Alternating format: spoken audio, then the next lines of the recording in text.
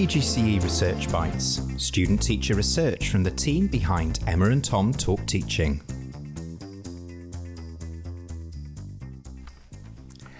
Hello and welcome back to PGCE Research Bites, which is where we share the very best student-teacher research from here at the Cardiff Partnership for Initial Teacher Education. And I'm joined today by Phoebe Rees, who's just completed PGCE Primary. So you're a new primary school teacher. Yes. Congratulations. Thank you, I can't believe it. Yeah, just finished last week and you're here to share your assignment, your second assignment, which was a really excellent piece of work. So the first thing to ask you, what was the topic of your assignment and why did you choose it? So my topic was focused on learner wellbeing. And there were lots of different reasons why I chose this topic. I think the first one came from my background in psychology and having my psychology undergraduate degree, where I specifically chose modules focused on self-esteem, child development. Like I was very focused on well-being from my undergraduate degree, and I've kind of carried that forwards with me through to my PGCE.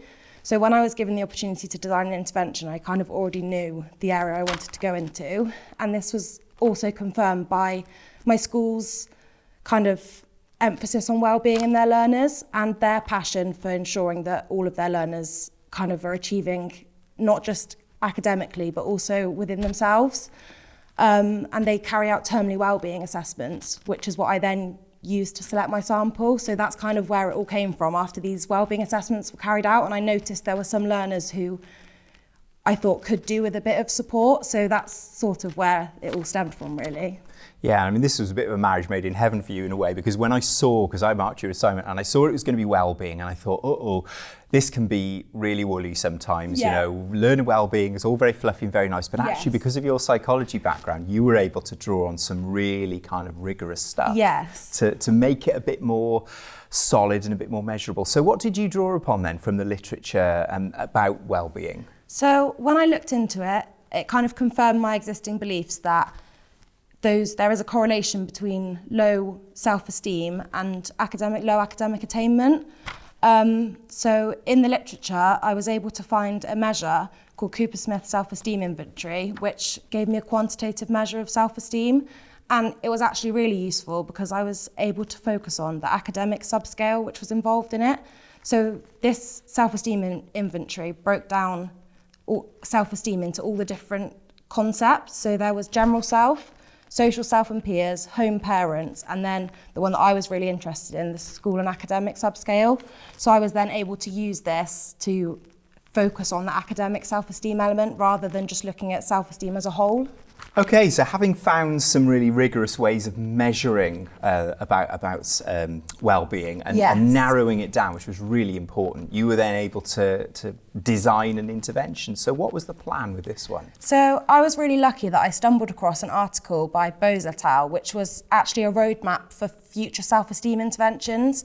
So it was really useful because I was able to see that self-esteem was broken down into cognitive determinants and social factors. So I was aware of exactly what it was I needed to target with my intervention. So I then designed my intervention with this in mind and made sure that I was including activities that were relating to these different determinants and factors.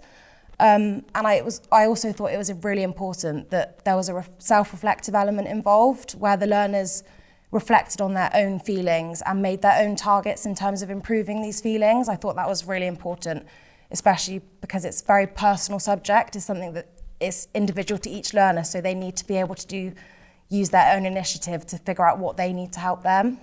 Yeah, I suppose as a secondary specialist, I'm kind of used to dealing with teenagers, you know, and they have all kinds of interesting things going on. You were dealing with much younger pupils. And I suppose we've heard a lot coming out of COVID, you know, about pupils being really affected. I mean, how were your pupils? Were they okay? Were they really struggling? I think looking at the class, you wouldn't have been able to pick them out, the ones that I'd chosen, because I was specifically focusing on this academic feelings. So on the playground, they weren't on their own, they had all these friends, but it was mainly their feelings towards their schoolwork, and they weren't low achievers. Some of them were really high achievers, but they just didn't have the confidence in their own work, which made me quite sad, really, to think that they're actually doing really well, but they couldn't recognise it themselves. So I think that was a big thing for me that I wanted to help them with. Yeah, it's kind of worrying, isn't it, to think they're so young and yet they're starting to solidify these views about their own abilities. Yes, exactly. And with them being in year 5, I also thought it was a really important time for them because they're about to do that big transition to secondary school.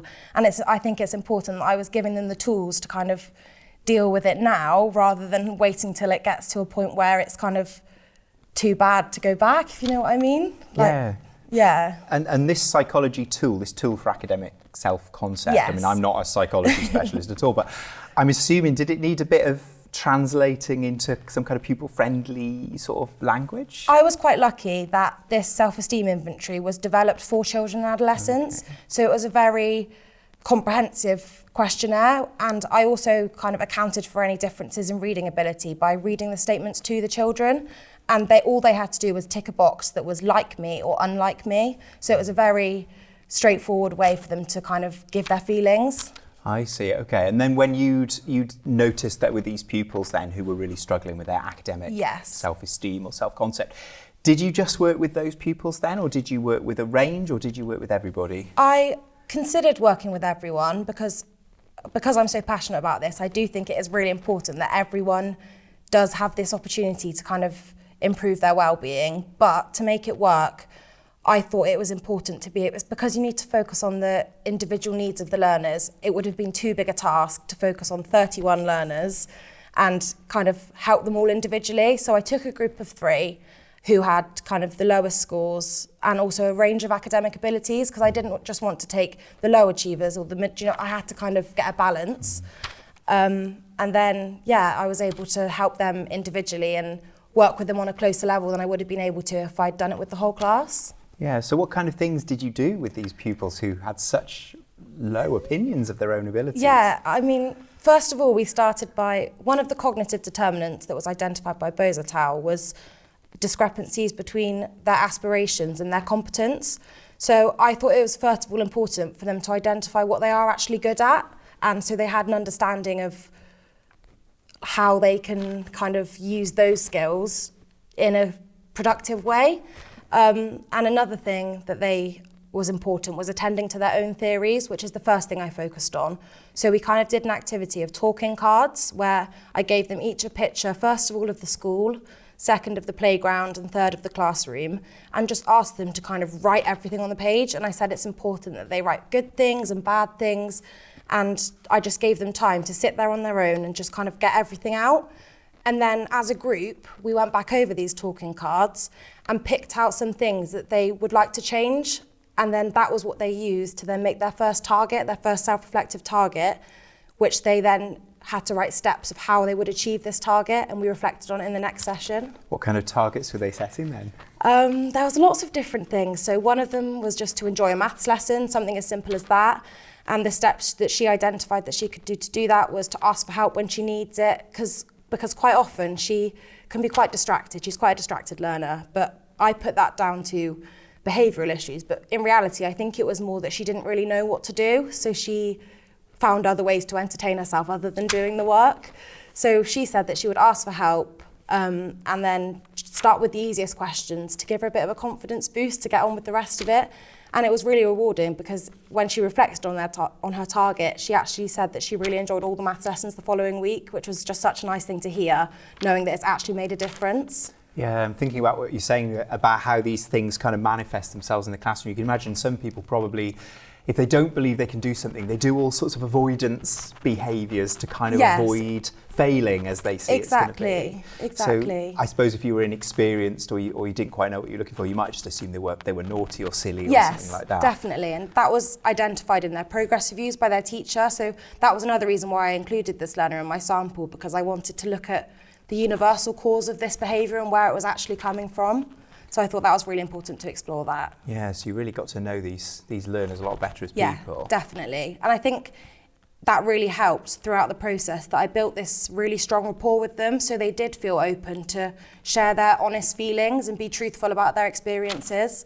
So I think that was really important in making sure that this was a successful intervention. Yeah, and I mean, I know the assignment, you don't get a huge amount of time to do this, do you? I mean, just hearing this described, this sounds like an enormous kind of piece of work to do with these pupils, and you only had a few weeks. So was there any impact that you could measure in such a short time? Yeah, so we started off doing this self-esteem inventory, and I also then repeated it at the end of the intervention.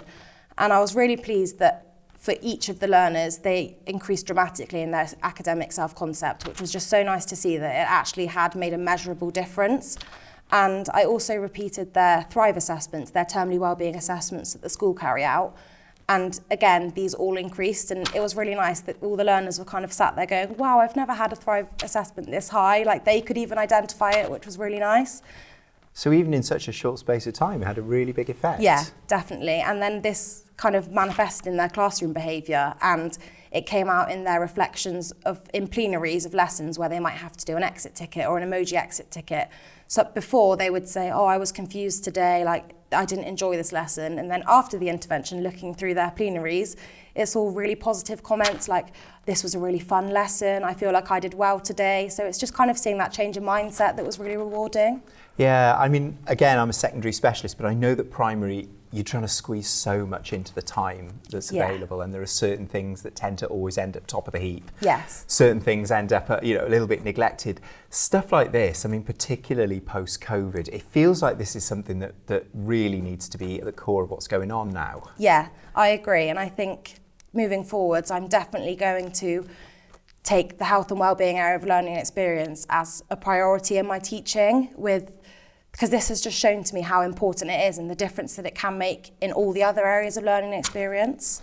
Yeah, and what did your mentor, what did the rest of the school make of it? Oh, my mentor was so pleased, and I had very positive feedback, and especially saying it was really nice that even he could notice the differences in the children in their class, like they would be participating more in class discussions, putting their hand up more, just having more confidence. And yeah, it was really nice to see. Yeah, it had a big impact there. Yeah. Just thinking now, as you head off into your glorious career as a teacher, I mean, this sounds like a great success story for a kind of classroom-based piece of research or piece of inquiry. I mean, where do you see this sort of way of working fitting in your career in future? Is this something you want to do more of in future? Yes, definitely in the future. I think for now, as a newly qualified teacher, I think I just want to focus on kind of building those skills, but wellbeing will definitely underlie all of my practice. And then in the future, because it's an area I'm so passionate about, I can definitely see myself delving deeper into this and kind of expanding on the research. Yeah, definitely. And is this this tool that you use, this measurement tool, obviously as a specialist you knew about it, is this something that all our colleagues in school could dig out and use relatively easily? Definitely. I think this intervention that I've designed, it's not too complicated, which is kind of the best thing about it. It's very simple steps that anyone could kind of use, and it's a very comprehensive tool that people could use. Do you want to name check the measurement tool again? Yes, it was Cooper Smith's Self-Esteem Inventory. Brilliant. Should be, every classroom should have one, I think. Yes, I agree.